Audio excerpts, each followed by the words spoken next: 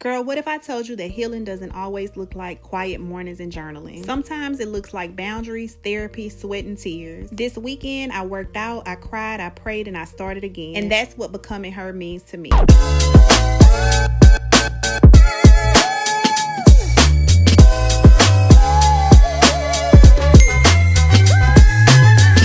Welcome back to my channel. It's Latricia Nicole. Today is Saturday. It is 9:56 in the morning, and me, Kennedy, and Dylan are headed to the gym. So yeah, I don't have much planned today. Kennedy and I are going to church tomorrow. But yeah, other than going to the gym, I don't think we have nothing else to do today, huh, Ken? Well, Ken gotta go to work. Sorry to hear that. But yeah, let's go to the gym.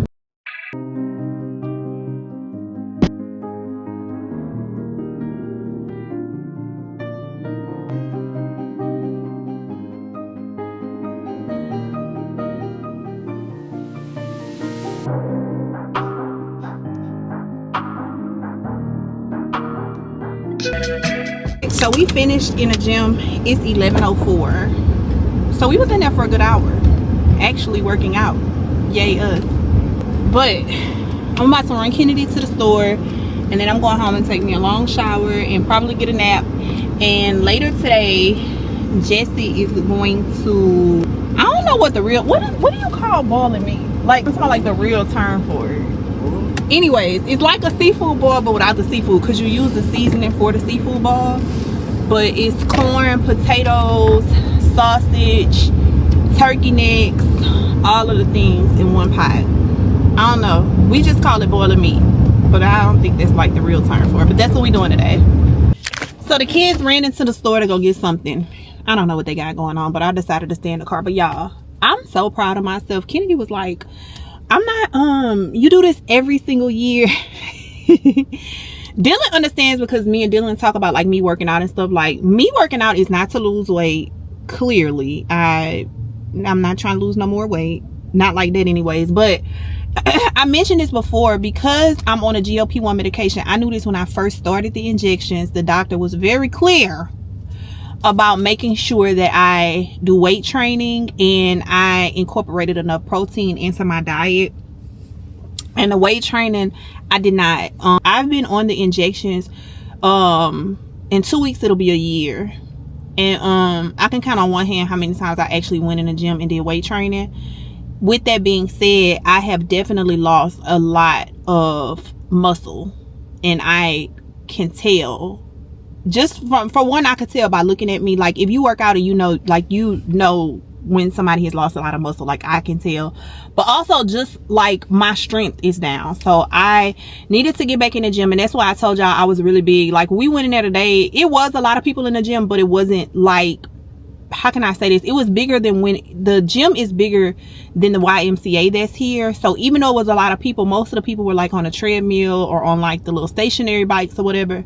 So it wasn't like overcrowded. Now we did go later in the morning than I would have wanted to, but Dylan and I woke up and I made breakfast and everything this morning, so it was cool. I just have to figure out a way to incorporate, so I know one weekday I can go early in the morning, which works perfectly fine for me. Because Jesse's also, I can go early, like before work and everything. So if I can get in a good 4 days a week in the gym, then I'm good. But realistically speaking, the other 3 days will have to be after work. Maybe like one weekend morning, and then 2 other days during the week would have to be like after work, which is fine because it's 24 hours. But that is all a part of me becoming her again, like continuously taking care of myself. Because I don't want to say start taking care of myself, because y'all know your girl, since 2024, your girl made it a point to start taking better care of myself. And when I tell you I have been on it, I am in such a good place health wise, that other than like me getting a strep throat or the flu, like things like that, and having to go to urgent care, I haven't seen my primary care provider. So other than my annual last year, the only time that I saw my primary care provider was when he adjusted my blood pressure medication. And y'all know that he reduced my blood pressure medication by half. So with that being said, I'm super proud of myself. So it's just all about, I don't just want to focus on one area of my life. I don't just want to grow financially, because I know that I've been speaking a lot about being a better steward over my finances, and doing a better job of taking care of that. But I want to continue taking care of my health. I want to continue pouring into me, doing things for me, making better decisions about like the conversations that I'm having, the words that I'm speaking out of my mouth, the things that I'm putting in my body, all of the things. Another thing that I'm working on is being more mindful of enforcing boundaries. I have a problem sometimes with enforcing boundaries with people that I love the most, and sometimes that can weigh heavy on my mental health, and so I'm not doing it anymore. But I am figuring out how to find balance in it. And one of the things that comes along with that is that your girl is going back to therapy. Y'all know that I'm a big advocate of going to therapy. I've spoken about this before. I actually have a therapist and a psychiatrist. I don't go to the psychiatrist because I'm no longer on medication for my mental health. But the therapist, like, we had like kind of paused my sessions at the beginning of last year. But because I know that I'm having an issue like enforcing boundaries, I know that I need to dip back in and see my therapist again. So I'm really, really, really proud about that. It's easy for you to enforce boundaries with somebody who's wronged you or done something, you know what I mean? But when it's somebody that like you're close to and that you really love, for me, it's hard for me to enforce those boundaries. It's hard for me to draw the line when it comes to people calling me and dumping their issues on me, or people like those type of things. I like, overall, in addition to me growing and becoming the her that God wants me to be, I have to make sure that I am the best mom that I can be to my children. That is always big for me. That is always, I don't want to inflict childhood trauma on my children. So I know that a part of me getting everything else in order is me hopping back on top of and being proactive when it comes to my mental health. So yeah, I said all of that to say it was a good gym session. Alright, so we made it home. I stopped and got me a protein shake, even though I did say in the last vlog I need to go find a 12-pack somewhere. I do need to find, because this like $5 for one. And then I got a Tabasco beef jerky, and he's good. So the protein shake is 42 grams of protein, and the beef jerky is 11 grams of protein, so 53 grams. Hey girl, it is 4:15. I just woke up from a nap. Yeah, nap with so tea. Anyways, the food is done. I'm about to eat. I'm gonna show y'all. And it's just corn, potatoes, sausage, turkey neck, and it's in like crab, shrimp boil, whatever. But yeah.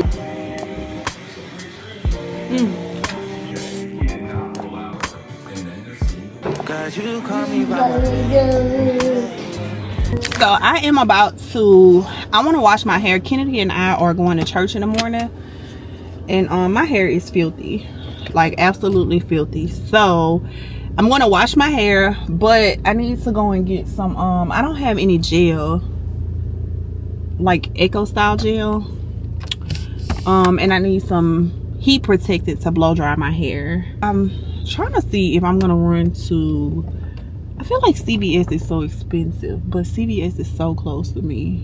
Or am I gonna go to the beauty supply store? Here come my child speeding down the street, Lord.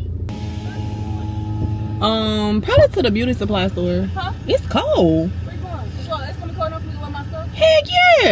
I didn't realize it was that cold. I'm going to the hair store. Hair store? No, ain't nothing you need unless you about to get in this car with me. Y'all, that food was so good. When I say it was spicy, but I love spicy. Love it down. So Kennedy is getting ready to go to the bonfire. Dylan is getting ready to go with my sister, and they are still out on like what do you call it, winter break.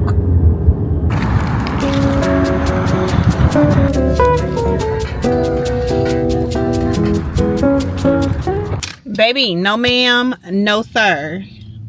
$12 for heat protecting spray is crazy work. I will not. And I started it like just for the convenience of it, but I gotta stop doing that because the convenience of it, baby, I always be like, oh, just for the convenience I'm gonna pay extra. No, we not doing that no more. So guess where I'm about to go? Down to the beauty supply store. Really where I should go is Walmart, because Walmart is gonna be cheaper than the beauty supply store, honestly. But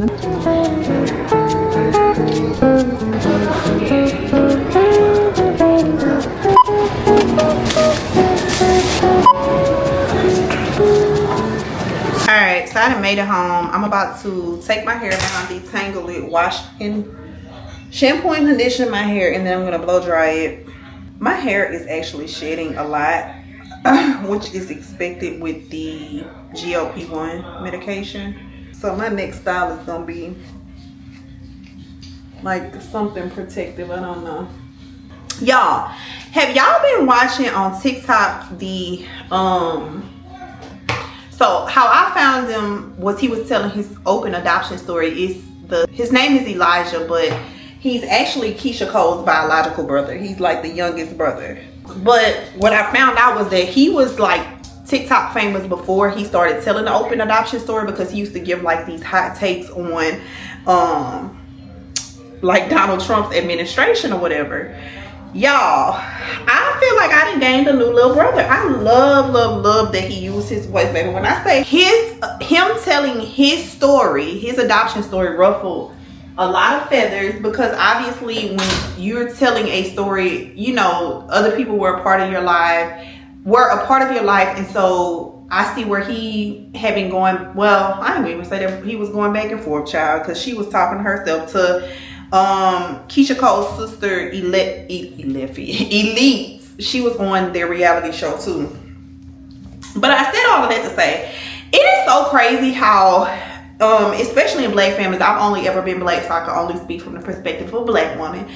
It is so crazy how in black families, we especially like around our generation, like we inherit all of this generational trauma. Like it's passed down, and then it manifests as like childhood trauma. We never get it resolved a lot of times, because baby, people be doing the work, going to therapy and stuff. And then people get mad at you for wanting to speak out. You know, my thing is, if you don't want me to repeat the part that you played in my story, if it's a negative part, then you probably should treat people a little bit better, like in like real time. Like, it's just crazy to me, because it just reminds me of like things that I dealt with as a child and then as a young adult, and I had to go to therapy. I had to do the work, but the adults around me were kind of like, shh, you can't tell nobody that. Like, don't say that. That didn't happen that way. Don't do this, because that's the other thing. You know, the generations before us, they like to rewrite history, and it's a bunch of, that didn't happen. I didn't do that. Or it also comes across as, okay, well, it happened, I did it, what you want me to do about it? And that's one of the reasons why I am so big on, when it comes to my children, like my kids can check me in a minute, baby. My kids can come to me and say, hey, you remember when we lived at such and such, or when such and such happened, you know, I felt like you was messed up for that. And we addressed it. And because no, you can't change the past, but you can acknowledge where you went wrong. And that's the one thing that I loved about listening to his story, because it wasn't just like, oh, everybody did something wrong to me. He acknowledged his wrongs in the story. But I said all of that to say, it is so crazy how trauma is passed on. And then in the black families, we are told, y'all know the saying, what goes on in this house, stay in this house. What goes on behind closed doors stays behind closed doors. And I don't subscribe to that anymore. Like, I'm sorry, this is what happened to me. This is how my life was. You know, he chose a different avenue to share his story. That may not necessarily be my way of expressing or your way of expressing, but you can't cut people and tell them how to bleed. Like, that's always been my thing. So I've really been enjoying, and the crazy part is, when I first started watching the story, it was going viral like, oh, Keisha Cole's brother.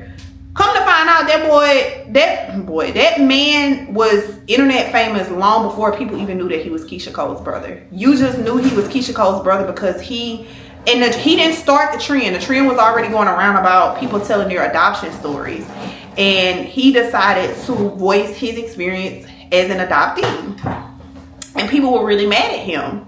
Like, y'all can't be mad at that man for living in something that he didn't even create. Like, crazy work. But as a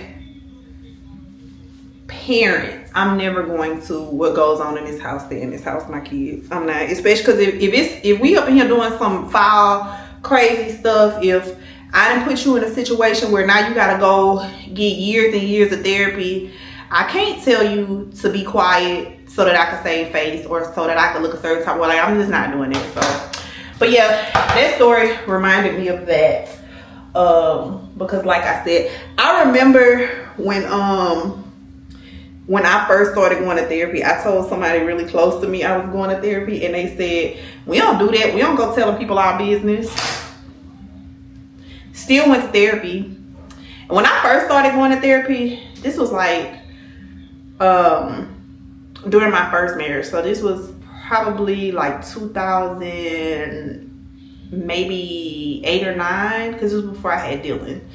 So like maybe like 2008 or 9, I started going to therapy. And when I tell you therapy is life-changing, like, yes, I'm a Christian. Yes, I know the Lord, you know, all of the things. But God also gave therapists the wisdom and knowledge, and they're there for a reason. I would not go to the doctor because, like, to a regular primary care doctor because I'm a Christian. So there's that, because I know that there's always a lot of hot takes on Christianity and mental health. But we won't get into that today, okay?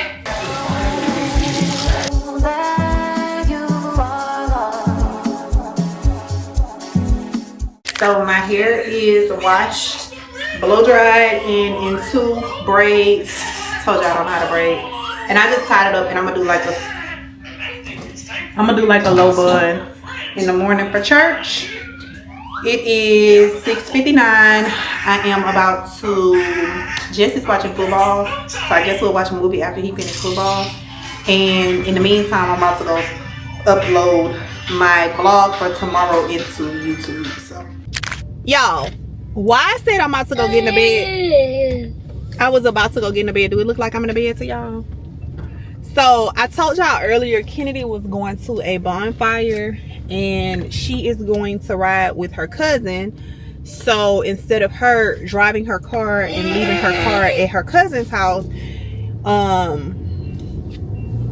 I dropped her off, and then I'm gonna pick her up in the morning so that we can go to church. Welcome back to another day in the vlog. It is Sunday morning, and I am getting myself ready for church. I actually am going to leave home because it is, I don't know what time it is. It's like 7:30 something.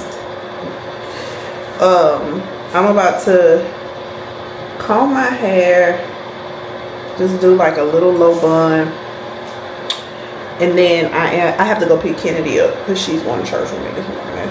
Alright, so ponytail is done, got some little edges. I'm gonna lay it down with my scarf, put on some makeup. I'm about to go get Kennedy first before I do my makeup. Alright, we got about 7 minutes before we need to be out of this house, okay? Because I don't like rushing. And should I leave my lips like this or do red? I don't know. I may just do like, because I don't even see my red lipstick in here. I don't even know what to start looking for. There you go.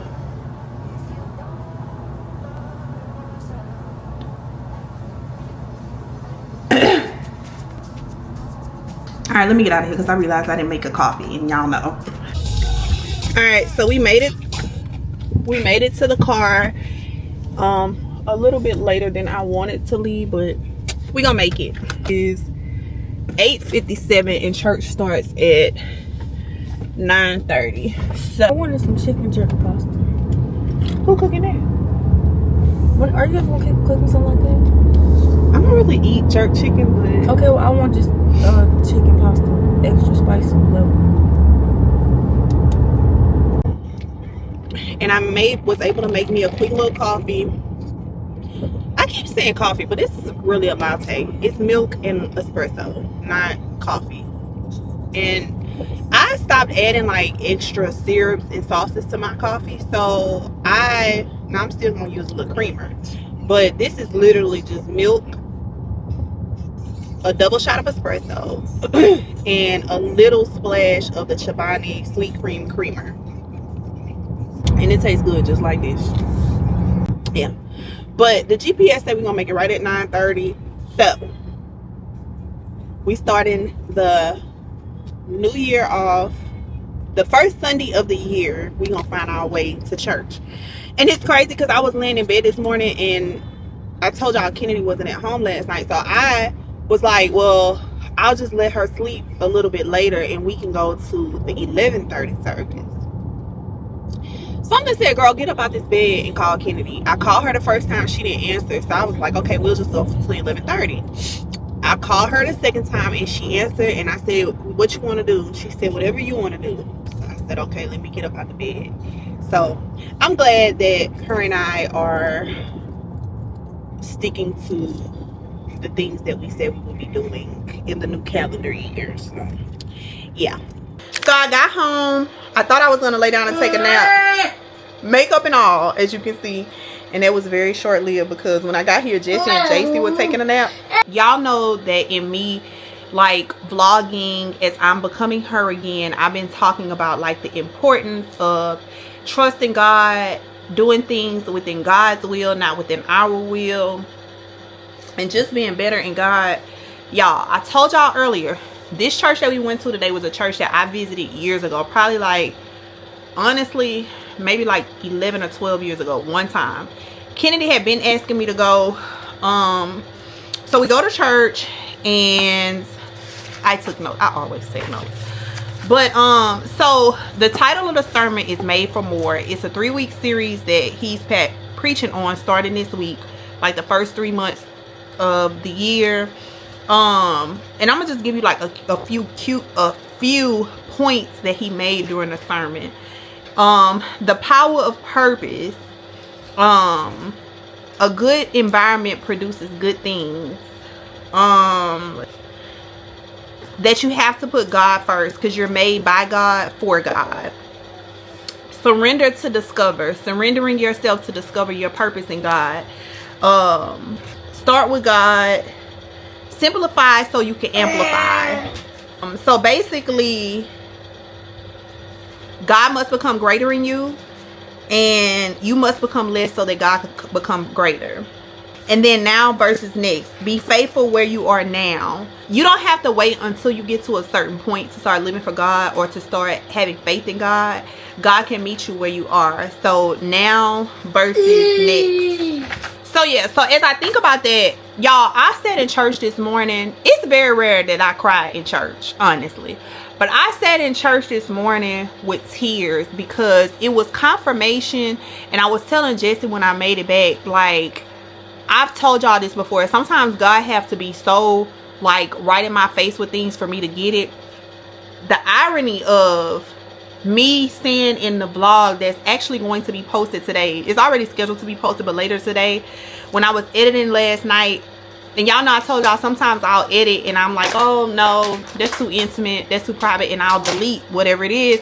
But I said in the vlog how no matter what my plans are, if it's not in God's will, I don't want it, and that I'm tired of doing things my way. I'm tired of leaning on my own understanding. I'm tired of trying to make things work on my own.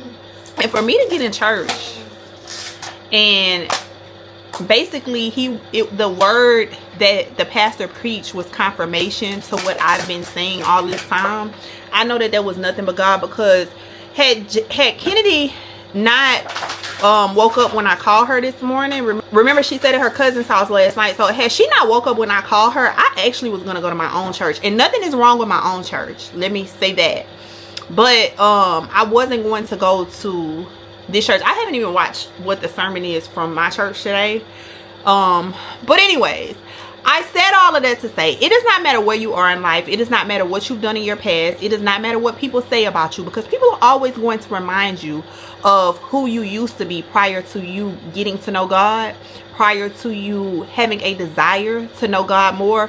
People are always going to remind you of you the girl used to curse all the time. You the girl that was like doing XYZ. You the girl who had kids out of wedlock. Like, you the, people are always going to remind you of that. But God's grace is never wavering, and God's grace is not specific to one particular person.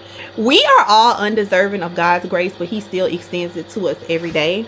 So don't let anybody hold your past against you. Don't let anybody try to remind you, oh, look at her, she's trying to talk about God all the time now, when she was just doing boom, boom, boom. So yeah.